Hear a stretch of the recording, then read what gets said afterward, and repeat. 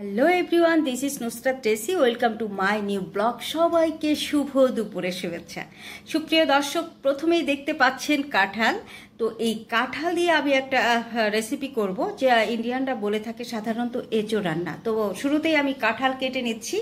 আমার কাঁঠালটা একেবারে পারফেক্ট ছিল। আমি হ্যান্ড গ্লোভস পরে নিচ্ছি যাতে করে আমার হাতে এই কাঁঠালের ওই যে গান আছে না, পিরিতি কাঁঠালের আঠা লাগলে তো আর ছোটে না।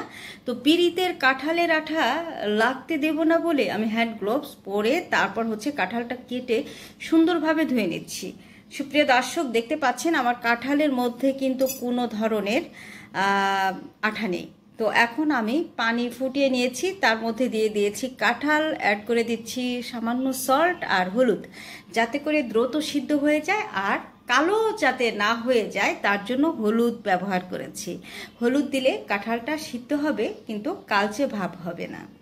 সুপ্রিয় দর্শক, আমি কিন্তু আজকে প্রথম কাঁঠাল রান্না করেছি, এই ভিডিওটাই আপনাদের সামনে শো করছি।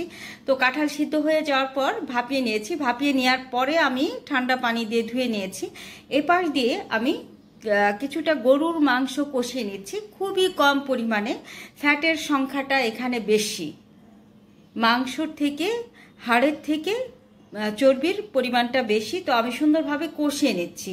কষানো আমার মাংস হয়ে গেছে। মাংস রান্নার রেসিপি আর দিলাম না, কারণ বেশ কয়েকবার আমার মাংস রান্নার রেসিপি আমি দিয়েছি আর সবাই আমরা কম বেশি জানি মাংস কি দিয়ে রান্না করতে হয়। মাংসের A to Z মশলা দিয়ে আমি মাংসটা ভুনা করে নিয়েছি। এবার আমি কাঁঠালগুলো সংযোগ করে দিলাম। কাঁঠালগুলো সংযোগ করে নেড়ে চেড়ে ঢাকনা দিয়ে ঢেকে দিলাম। সুপ্রিয় দর্শক, এই তো 5 মিনিট পরে এসে আমি আবার নেড়ে চেড়ে উল্টে পাল্টে আবার ঢাকনা দিয়ে ঢেকে দিয়েছি। সুপ্রিয় দর্শক, সুন্দরভাবে কষিয়ে নিয়েছি আমি কাঁঠালগুলো। আবার ঢাকনা দিয়ে বেশ কিছু সময়ের জন্য ঢেকে দিলাম। তো আসলে অফ ক্যামেরায় টাইমিংটা ওইভাবে বোঝা যায় না। তো এখন এই তো আমার কাঁঠাল সুন্দর কষানো হয়েছে। আমি পানি অ্যাড করে দিয়েছি, পর্যাপ্ত গ্রেভি অ্যাড করেছি, কারণ এটা আমি মাখো মাখো ঝোল রাখবো। সুপ্রিয় দর্শক, অনেকে আছে শুকনো করে রান্না করেন, অনেকে আছেন ঝোল করে রান্না করেন, অনেকে আছেন মাখো মাখো করে রান্না করেন। তো আমি কিন্তু মাখো মাখো করে রান্না করব। অ্যাড করে দিয়েছি সুন্দর ফ্লেভারের জন্য কাঁচামরিচ। সুপ্রিয় দর্শক, ঢাকনা দিয়ে ঢেকে দিয়েছি। বেশ কিছু সময় পরে এসে যখন দেখলাম আমার কাঁঠাল রান্না হয়ে গেছে, তখন অ্যাড করে দিলাম মাংসের গুঁড়া মশলা। এটা আমার সিক্রেট, আমার নিজের হাতে বানানো সব ধরনের মশলা হালকা তেলে ব্লেন্ডারে আমি এটা গুঁড়ো করে নিয়েছি। সুপ্রিয় দর্শক, এই তো আমার কাঁঠাল রান্না শেষ হয়ে গেছে। দেখতে একেবারে মাংসের মতো, আর টেস্ট আপনারা তো শুনেছেন শুরুতেই যে এটার টেস্ট কতটা।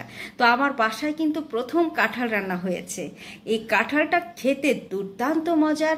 আসলে আমাদের প্রধানমন্ত্রী বলেছিলেন গরুর মাংসের পরিবর্তে এই কাঁঠাল রান্না খেতে, কাঁঠালের বার্গার খেতে। সুপ্রিয় দর্শক, আমি তখন ট্রাই না করলেও এখন ট্রাই করে বুঝতে পারছি কেন আমাদের